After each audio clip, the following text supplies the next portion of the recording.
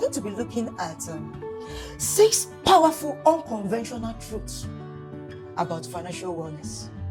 The first one is financial instability mimics chronic illness. Financial stress doesn't just affect your wallet. It rewires your brain.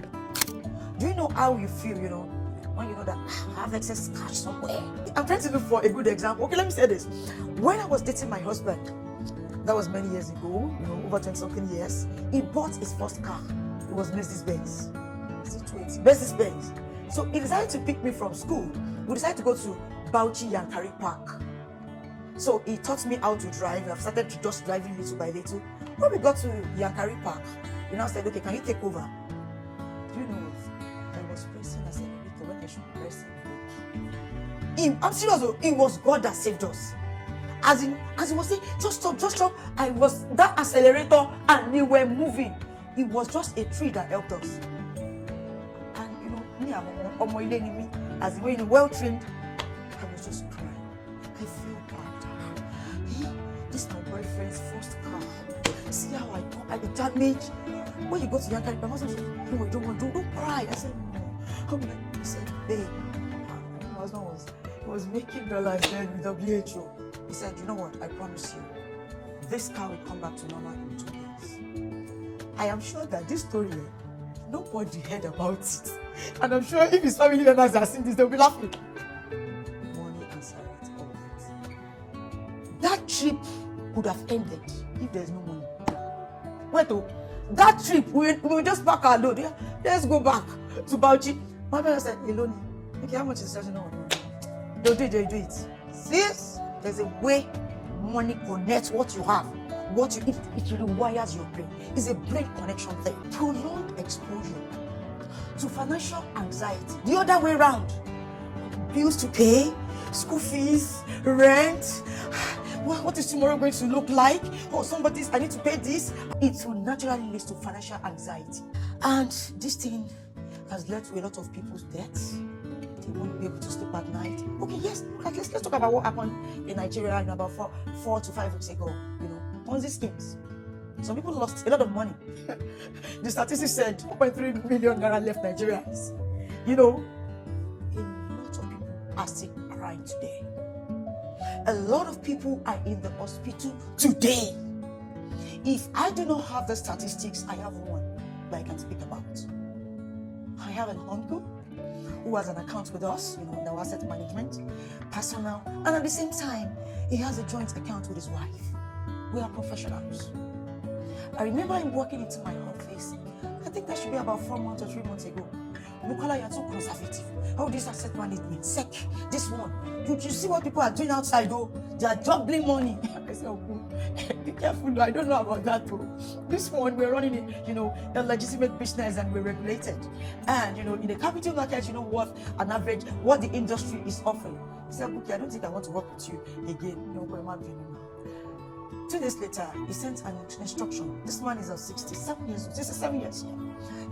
He sent an instruction to liquidate his money. Pre-liquidate. I called him, I begged him. He said, no, he wants to use it for something and he will return it back. So he gave him the money. And the money should be about, this is a personal matter. Went to about over 200 million. And don't forget that there's still a joint account with his wife. And, I do not believe that my uncle withdrew that money and took it to a Ponzi scheme. I didn't get to know about it until he landed in the hospital and my name came into it.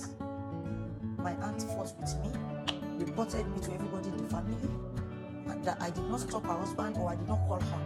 And I said, Auntie, I'm sorry, that account is personal. As I speak, I pray to God Almighty to heal him. He's been on oxygen for about 2 weeks now, I say. And I can imagine many people who have lost what they have worked for all their life. And that is why information is important. Greed is another terrible factor. If it is possible to double money, why are we not working?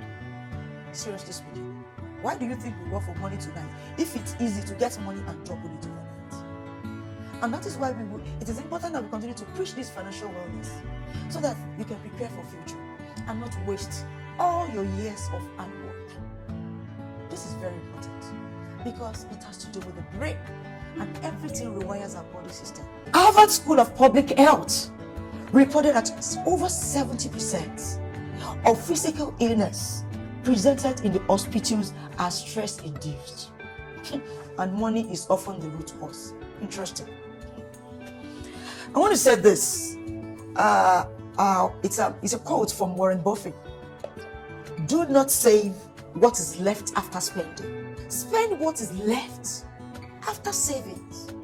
So it goes back to that what I said earlier about you being intentional about your savings. If you want to wait, you want to meet all your needs before savings, you ended up with zero.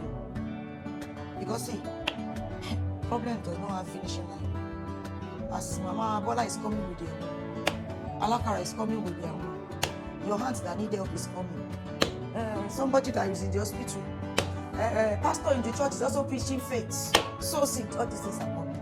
If you have saved it, it's not you. Yes, sir. Save it. Save it. You save. You have to be intentional. You must always have something you're saving towards. If not, I pray that we call it, Yoruba people will say, Ijiaye. Ijiaye means issues, the problems that started where they will not carry you. Is important. In fact, people will say she's nice, she's lovely, she's nice, and throwing all your money away as Mr. Nice or Miss Nice. Please, I hope you are getting my words. I'm not saying you give, I'm not saying, but you must have a plan. You can't jump into me, and say I should come and do this. And you must have a plan as an individual about your life, about your earnings. The second one is cultural mindset. I hear a lot of people saying, generational wealth. Oh my goodness, the money cannot finish. Listen and listen. The money cannot finish. Generational wealth can end in one day. If it is squandered, it will end. I grew up as a billionaire's daughter. Lost my father at the age of 5. And I think when I was clocking 9 or 10, the case reversed to a status quo that I never met before coming to this world. There's generational wealth. If it is not well managed, it turns to zero. The third one is ignorance. So many people in the last 1 month, my asset management team have been dealing with, providing information to people. Because, average Nigerians will tell you, I don't need an investment advisor. What? It's only organizations, it's only big institutions that need it. No. We all need investment advisors. We all need places, community where we get information. We all need mentors, coaches that tells us about how to maximize, how to get good returns, how to manage whatever comes into our life as income. Ignorance. People go into certain Ponzi scheme without knowing. There's a Yoruba adage that says, Wura is gold. You keep your assets. Gold, in average life, you can use gold to represent assets, quality assets. You keep it with people that knows the value, that knows the worth. There are a lot of places where you can get quality returns. Because seriously, if God has helped you in life as a human being to be able to get 10 million on 1 million or 100 million, and you are getting 20% return, it's not bad. Sincerely, if you manage yourself and put it together, you can plan and prepare for the future. Please, knowledge. Be intentional about getting information. Be intentional about asking questions. It's not anything you see. Ojo and capital. See, not everything you see that is capital is regulated under SEC or is a no. Anybody can go to CAC and say Ojo and Son capital. Bukola capital, yes. You need to find out who is regulating them. What license do they have to do this? Go and look at all the Ponzi schemes. Hardly will you see any of those Ponzi schemes registered with regulated entities. That is why information is key. Ask questions. Ask from institutions. Go to communities, pages where you get information on how you can maximize your return. Stock activities, they are there. People that will give you correct information, and you will be a better person, and you will even get maximum returns on your assets. The fourth one is financial chaos breaks more homes than infidelity. I think I mentioned them earlier. You know, divorce, a whole lot of things that we are seeing today has to do with money, management of money. You know, I'm not a fan of joint account, husband and wife. I'm not saying it is wrong. I'm not saying it is right. But whatever it is as a family, you must be able to work together to plan for your future and your children's future. I tell my children, see, what we are doing in your life now is what we are doing. I'm not saying come and pay me back in future, because as a mother, my future, I'm planning for it. Yesterday I was in about 3 states, and one of my friends called and said, okay, why are you working like this now?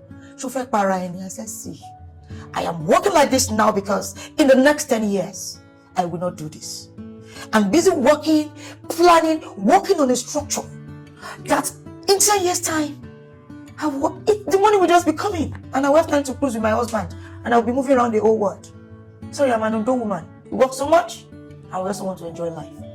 And no, it is not pride. Naturally, as an individual, I'm not just nurtured to beg people. Oh, I'm not like that. It is not pride, but I am not trained to work that way. If you want money, you must work.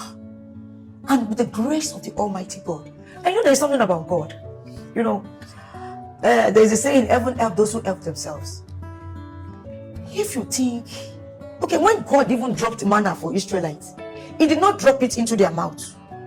They went outside. That means they took bold step and action. They started picking it. It didn't drop into their mouth. That means for your dreams, for your aspirations to come to life, is a process thing. And in all this, financial wellness is the king.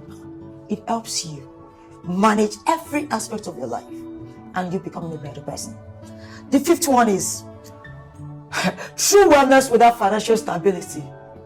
It's a mirage. It doesn't exist. It does not exist. To have total wellness, financial stability is number one thing that you need to look at.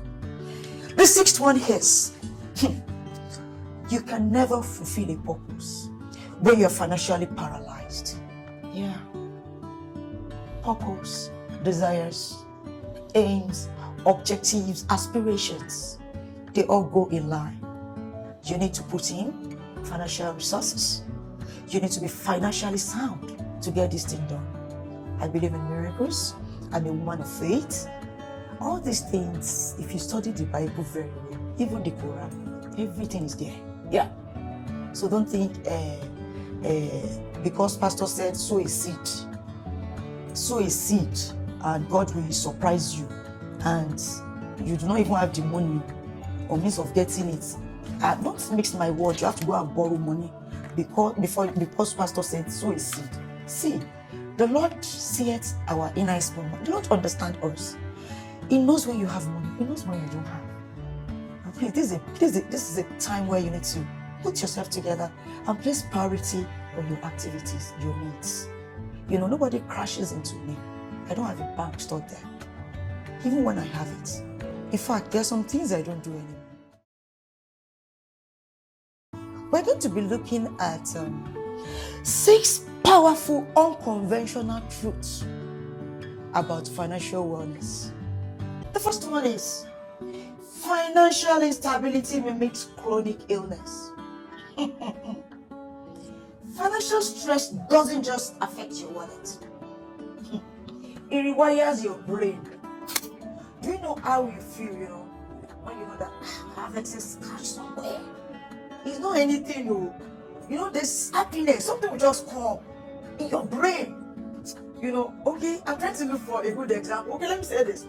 When I was dating my husband, that was many years ago, over 20-something years, he bought his first car. It was Mercedes-Benz. Mercedes-Benz. So he decided to pick me from school. We decided to go to Bauchi Yankari Park.